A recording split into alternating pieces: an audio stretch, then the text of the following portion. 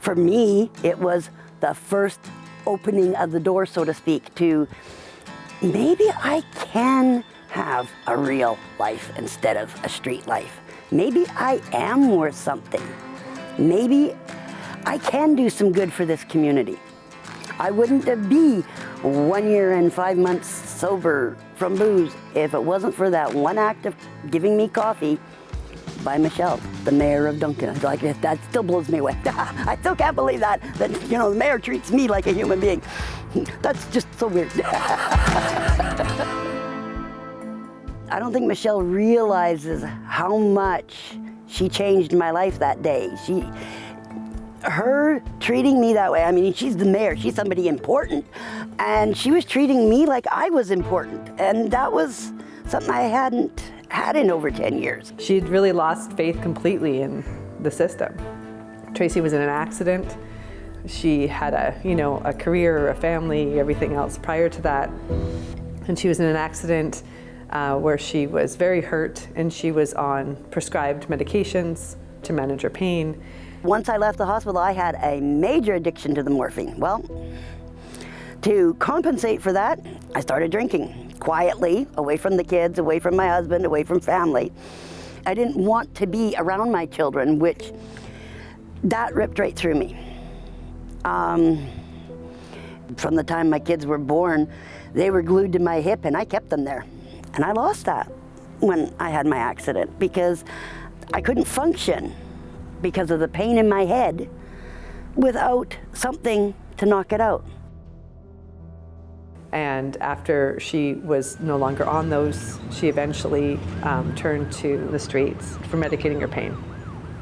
And she lost her family, her home, her job, everything quite quickly after all of that. And so Tracy ended up living on the streets.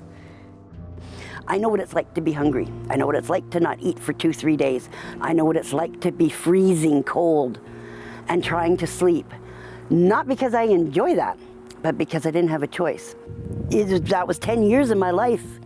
And for me, that's my only life. So when you walk past someone on the street, you don't know what their life history is. You don't know where they are, whether they're in recovery, whether they're not, whether they're just starting, what? You don't know. We already feel ashamed of being on the street. We feel ashamed of having to use the drugs or the booze. I know I did. I felt very ashamed of it. And then to be judged on top of that, that just pushed me further into the drugs and booze. That's all it does. That stigma is the worst thing. That pulls down your self-esteem. If someone's trying to get off the street, get off the drugs, get off the booze, every time they encounter that stigma, that ruins, I would say, about 2 months worth of work. One look.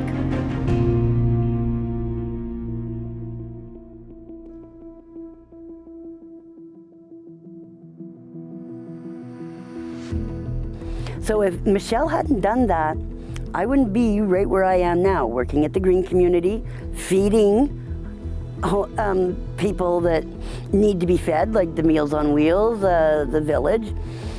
I don't have money to help the homeless, but I can do this, and that gives me such a good feeling because I'm helping people just like me. And that has done the same amount of good for my self-esteem as Michelle Staples did when she handed me that cup of coffee. It's that same, I'm important, I matter. And that's how simple it is for every single one of us, is to, just choose kindness. It isn't a lot that we each have to do, but to just show somebody that we see them. That makes all the difference in the world. Maybe that's all that person needs that day. And not one of us will know that decision that we made that day to do something, to just give a little bit of something positive from ourselves, could actually be what changes someone's life. Like, it's such a small act to offer someone some coffee. Such a small little thing. Maybe it's a step in the right direction. One little step. Put on a mask of kindness for one day out of the week. Pick one day, put a mask of kindness on, and see what happens. You never know. Can't hurt. Yeah.